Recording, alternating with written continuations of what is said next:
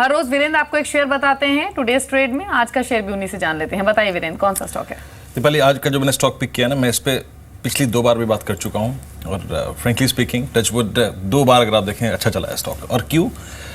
ये स्टॉक जो है ना, याद रखिए, पहले जब मैंने लिया था, मैं फिर बता रहा हूँ, अभी मैं स्टॉक का नाम बताऊंगा नहीं, मैंने पहली बार जब लिया था तो मैंने लिया था इसे पुल बैक ट्रेड। दूसरी बार जब लिया तो वो था मोमेंटम, और तीसरी बार जो आज है वो है स्ट्रेंथ। किसी भी स्टॉक को ट्रेड करने के 3 तरीके होते हैं, पुल बैक, मोमेंटम और स्ट्रेंथ। राम की इंफ्रा अगर आप देखें, आज मैंने पिक किया 8675। देखिए, ये स्टॉक मैंने शायद बुधवार को आइडेंटिफाई कर लिया था, बुध, बृहस्पति, शुक्र, मैंने 3 दिन इंतजार किया। क्यों मैंने इंतजार किया? मैं इंतजार कर रहा था, ये जो आपकी स्क्रीन पे लिखा ना 200 वेमा, इसका इंतजार कर रहा था कि ये कब आएगा। देखिए, शुक्रवार को ये क्लोज हुआ, लेकिन शुक्रवार की क्लोजिंग थी वो 200 वेमा के ऊपर नहीं थी। हालांकि वीकली चार्ट्स अभी पूरे होंगे शुक्रवार को, लेकिन कल से इसने अपने 200 वीक एक्सपोनेंशियल मूविंग के ऊपर ट्रेड करना शुरू कर दिया। और याद रखिए, वीकली चार्ट्स पे एक और बहुत बड़ी प्रॉपर्टी है, वीकली चार्ट्स पर कुछ बड़े क्रॉसओवर्स डेवलप हो रहे हैं। यानी 200 वेमा के ऊपर निकला और नीचे की तरफ आपके 100 वेमा को 50 वेमा काट रहा है। दैट मीन्स एक बेस फॉर्मेशन जिसने ऑलमोस्ट दीपाली 1.5 साल का वक्त लिया। याद रखिए, ये 15 और 16 के हाईएस्ट लेवल पे कल जाके क्लोज हुआ है। और फंडामेंटल की बात करने की जरूरी नहीं है, क्योंकि मैंने पिछली बार जब स्टॉक दिया था करीब 67 या फिर 70 रुपए के आसपास, मैं उस दिन ही फंडामेंटल्स का बहुत बड़ा बखान कर चुका हूं कि Q3 से Q4 तक क्या सब्सटेंशियल चेंज हुआ। आज मैं पूरा का पूरा जो गान कर रहा हूं टेक्निकल पैरामीटर्स पे कर रहा हूं। देखिए, आज अपर फ्रीज इसका 99 पे है, पिछली 2 बार अपर फ्रीज लगा था, लेकिन यहां पर मैं अपर फ्रीज की टेंडेंसी पे बात नहीं कर रहा हूं, मैं बात कर रहा हूं हुआ क्या है कि अब इसका जो एक हाई है ना जिसको पार करना है वो है 93 रुपीज 30 पैसा। 93.30 क्या है? याद रखिए, इसका 2014 का हाई, 2014 का हाई है 93 रुपए 30 पैसा। अगर इसको वो पार करना है तो ये आज ही के सेशन में पार करेगा, क्योंकि ये सिर्फ एक सेशन में एक क्लस्टर को पार करता है। डेली चार्ट्स पे शानदार, डेली चार्ट्स पे कल के वॉल्यूम्स जो थे ना 45% डिलीवरी के साथ बीते 20 दिन के सबसे स्ट्रॉन्गेस्ट डिलीवरी वॉल्यूम्स थे। इंपैक्ट कॉस्ट की कोई दिक्कत नहीं है यहाँ पर। और याद रखिए, सबसे बड़ी चीज़ है इसमें वीकली चार्ट्स। सिर्फ ये आज ही का ट्रेड नहीं है, सिर्फ ये कल ही का ट्रेड नहीं होगा, ये होगा एक बड़ा ट्रेड बड़े पोजिशनल पर्सपेक्टिव से आपके डीमेट अकाउंट में अगर आप रख सकते हैं काफ़ी समय तक। फंडामेंटली आई थिंक, अब स्टोरी है तो बता ही देता हूँ आपको। Q4 में करीब 82 करोड़ के घाटे के मुकाबले करीब 173 करोड़ रुपए का मुनाफा। इंफ्रास्ट्रक्चर स्पेस को बाजार वैसे ही चेज कर रहा है। आप देख लिए ARSS इंफ्रा, राम की इंफ्रा, श्रेय इंफ्रा, सारे के सारे स्टॉक। और FY16 में 167 करोड़ रुपए के EBITDA घाटे के मुकाबले करीब 182 करोड़ रुपए का मुनाफा। तो दीपाली हर पैरामीटर्स पे, लेकिन सबसे बड़ी चीज मेरे लिए है आज वीकली चार्ट्स। वीकली चार्ट्स पे जो इसने परफॉर्म करना शुरू किया है ना, वो कुछ स्पेशल है, something special with this chart. तो राम की इंफ्रा है आज का टुडेज ट्रेड। नजर रखकर चलें शेयर पर। खबरों वाले शेयर्स भी अब देख लेते हैं। धनलक्ष्मी बैंक, यहाँ पर आप पोजीशंस, आप स्ट्रेटेजी बना सकते हैं। खबर है कि बोर्ड के प्रेफरेंशियल अलॉटमेंट को मंजूरी दी है। कल बैंकों में खरीदारी थी भी और ये शेयर 2% के उछाल के साथ बंद हुआ था। सनटेक रियलिटी, यहाँ पर फंड एक्शन हुआ है। कोटक म्यूचुअल फंड ने 3.5% हिस्सेदारी बेची है बल्क डील के जरिए। और साथ ही एक फंड एक्शन हुआ शिल्पा मेडिकेयर में भी। टेनो मॉरिशस ने करीब 1.25% हिस्सेदारी बेची है और सौदे के बाद अब कंपनी में जो स्टेक बचा है टेनो मॉरिशस का, वो 8% के आसपास का बचा है। हालांकि कल स्टॉक 3% के उछाल के साथ बंद हुआ था। अगली जो 2 खबरें हैं वो काफी अहम है। पहला तो आप देखिए, IFCI कंसिस्टेंट परफॉर्मर रहा है। कल भी ये ऑलमोस्ट 5% के उछाल के साथ डिहाई पर बंद हुआ था with strong volumes.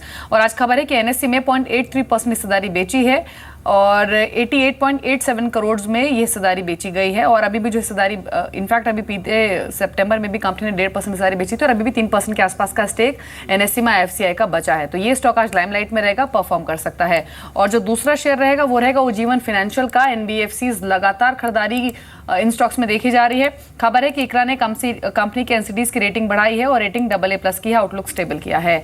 Hari, Ujjivan finance और IFCI दोनों शेयर्स स्ट्रॉन्ग परफॉर्मर्स रहे हैं। खबरें भी अच्छी हैं दोनों स्टॉक्स पर। आपकी रणनीति क्या होगी?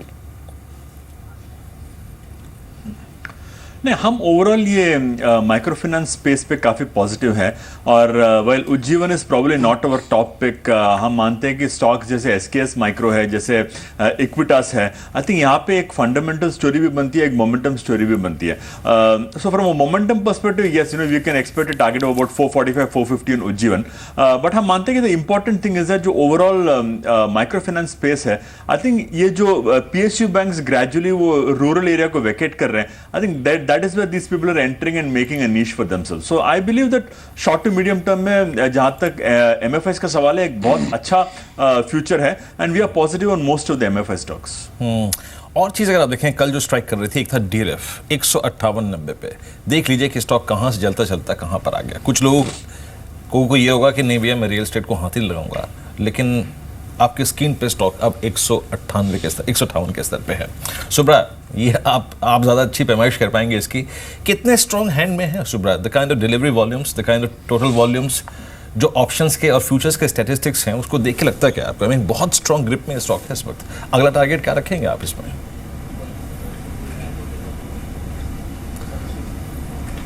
फिल्म आई थिंक बहुत ही शानदार रैली रही और हमने इनफैक्ट मुझे याद है, आई थिंक पिछले हफ्ते हम इसकी बात कर रहे थे, लेकिन वहाँ पर एक गैप अप थी, लेकिन स्टॉक में इतनी हमने स्ट्रेंथ देखी है क्योंकि वो गैप फिलअप करने के लिए नीचे भी आए, वहाँ से लगातार 160 तक पहुँच गई है। तो मेरा मानना है कि डेफिनेटली पूरे रियल एस्टेट क्षेत्र की अगर हम बात करें तो HDIL और फिर DLF और इंडिया बुल, सारे क्षेत्र में यहाँ पर हम अच्छी खासी बाइंग देख रहे हैं। DLF obviously is leading from the front, तो शायद 160 के आसपास, 160 165 के आसपास आई थिंक टेक्निकली एक रेजिस्टेंस है डेफिनेटली, लेकिन डेफिनेटली अगर कोई यहाँ पर गिरावट मिले 150 के आसपास मिले तो आई थिंक डेफिनेटली खरीदारी का केस बनता है, क्योंकि मेरा मानना है कि 2016 में ये पूरा क्षेत्र के और भी यहाँ से अच्छी खासी री-रेटिंग होने की संभावना है। बिल्कुल, बहुत सारी रिपोर्ट्स भी आई हैं हाल ही में जिसमें कहा गया है कि पूरे ही रियल एस्टेट सेक्टर के जो फॉर्च्यून्स हैं वो यहाँ से बदलने शुरू हो गए हैं, इंडिकेशंस मिलनी शुरू हुई है और अब ये सेक्टर अगर आप चुनिंदा स्टॉक्स पर दाव लगाएंगे तो फायदा आपको पहुंच सकता है लॉन्ग टर्म पर्सपेक्टिव से। खबरों वाले शेयर्स में HDFC लिमिटेड पर भी खबर है, एनसीडीज के जरिए बड़ा अमाउंट रेज करने की योजना है कंपनी की, 35,000 करोड़ के आसपास के फंड्स जुटा सकती है एनसीडीज के जरिए। Mahindra and Mahindra June production जो है वो 4.25% बढ़ा है। महिंद्रा एंड महिंद्रा आज खबरों में भी है, ब्रोकरेज हाउसेस ने भी अपग्रेड किया है स्टॉक को। अशोक लेलैंड की भी कुछ देर पहले हम बात कर रहे थे, कोटक ने तो सेल की रेटिंग दी ही है, आज नेगेटिव खबरों में भी है। प्रमोटर ने 4.5 करोड़ शेयर प्लेज्ड किए हैं और 1 जुलाई को इन शेयर्स को प्लेज्ड किया गया है, तो डेफिनेटली नेगेटिव न्यूज फ्लो और दबाव इस स्टॉक में आज रह सकता है क्योंकि दोनों ही खबरें कमजोरी इंडिकेट कर रही हैं। आप आज नजर रखें ऑयल मार्केटिंग कंपनीज पर भी और ONGC पर भी, और ONGC बीते 2 सेशंस में एक स्ट्रॉन्ग परफॉर्मर रहा भी है। सरकार ने जो सब्सिडी वाली कैरोसिन है उसके प्राइसेस बढ़ाए हैं, करीब करीब 25 पैसे के आसपास की बढ़ोतरी की गई है, लेकिन इंपॉर्टेंट ये है कि भले ही जो ये हाइक है वो उतना ज्यादा ना हो, लेकिन सेंटिमेंट्स को बूस्ट करने के लिए काफी इंपॉर्टेंट है, क्योंकि इसे ऐसा ज्यादातर एक्सपर्ट्स मान रहे हैं कि this is the step in the right direction और इससे कहीं ना कहीं जो पेट्रोल सब्सिडी बिल्स हैं वो लोअर हो पाएंगे। अविनाश, आप कैसे देखते हैं इस खबर को? ONGC के माध्यम से खासतौर पर जो केरोसिन के दाम बढ़े हैं, भले ही क्वांटम छोड़ा हो, लेकिन सेंटिमेंट्स को बूस्ट करने के लिए इंपॉर्टेंट रह सकते हैं और कई सारी रिपोर्ट्स भी हैं जिसमें कहा गया है कि अगर ये हाइक यहाँ से और ज्यादा होता है तो अर्निंग्स में FY17 FY18 के अर्निंग्स में भी एक पॉजिटिव रिफ्लेक्शन देखा जा सकता है। नहीं, बिल्कुल, इनफैक्ट ये इंक्रीज डेफिनेटली सिग्निफिकेंट नहीं है, लेकिन एटलीस्ट जो डायरेक्शन है वो काफ़ी पॉजिटिव है।